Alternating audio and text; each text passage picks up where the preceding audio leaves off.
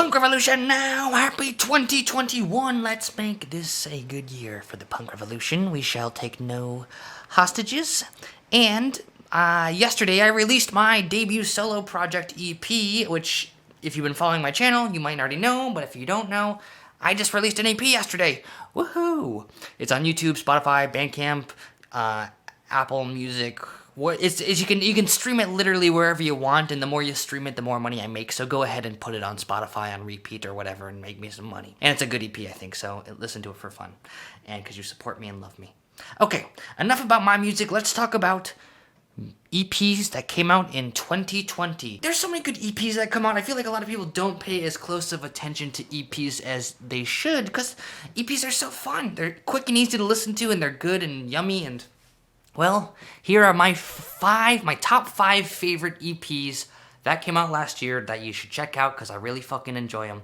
Let's start with number 5. So number 5 on my list of the top 5 EPs of 2020 is Dummy's EP2. Dummy is a really cool band. They actually released 2 EPs last year, but I'm a big fan of their EP2. Both of them are really good, though. I actually got their second EP on cassette here, so, you know, when you find a band that's a little smaller, and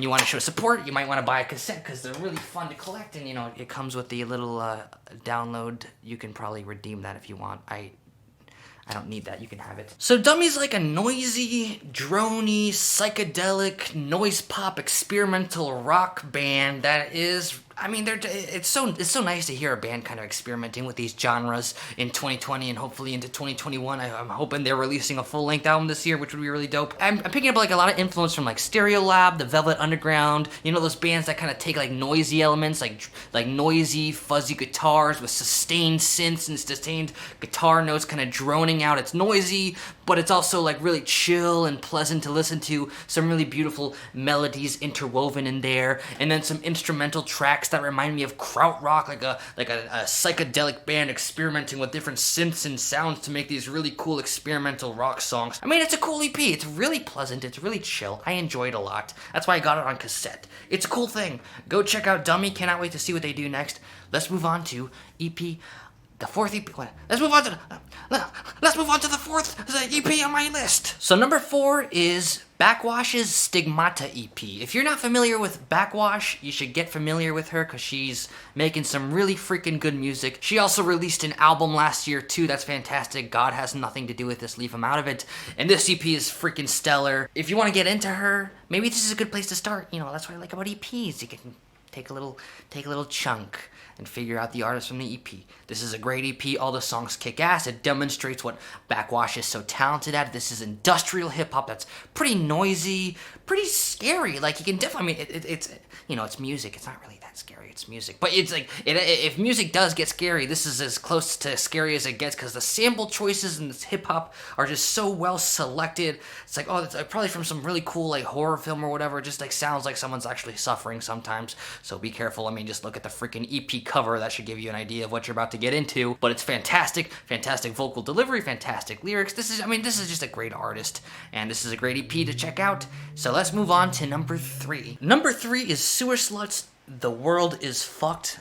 I love Sewerslvt. I've talked about her a few times on my channel, reviewed her album that came out last year, Draining Love Story, great album, and she's just released a lot of great music last year. And this EP, it kicks ass like pretty much all of her music. Her music is so sick. It's like this really chill atmospheric drum and bass that's like simultaneously like moody and like emotional and really chill, but there's like kind of something to it that's like a little bit harsh and depressing and dark that's kind of like just pushing forward the album, that's giving it this kind of like this heavy energy, and it's just such powerful music to listen to. I love it, and I love this EP too. It's really eclectic, this EP.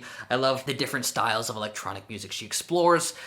Great artist. Go check out her freaking discography, and go check out this EP too if you want to get into Sewerslvt. It's great stuff. Let's move on to number 2. Next on my list is Animal Collective's Bridge to Quiet EP.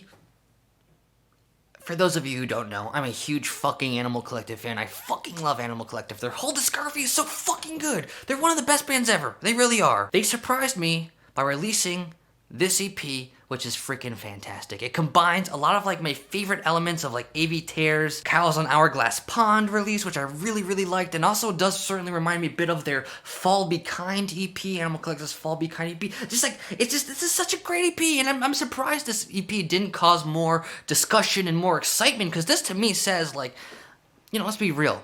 Animal Collective hasn't released that great music in the past decade. Their best music was released pretty much in the 2000s. Great, you know, Merryweather Postvillian, in my opinion, is their last, like, amazing release.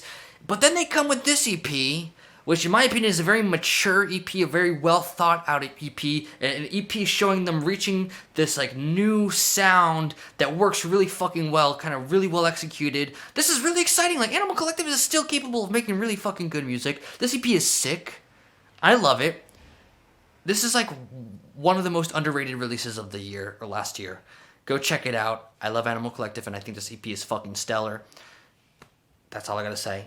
Let's move on to number 1. The best EP released in 2020 was Sewerslvt's Songs to Yeet at the Sun. This is such a sick EP. The reason why it got me so excited and why I love it so much and why it's number 1 is because I hear it really just with so much ambition to take punk music and do something new with it, innovate it, do something creative with it. Sounds freaking great. It's just when they're playing hard and fast and hardcore, it fucking is hard. Like kind of dipping into like kind of like power violence / screamo territory, which is so sick. Such great creative, pretty linear songwriting. But then they also throw like an industrial hip hop song in the middle of the EP. Spoiler alert.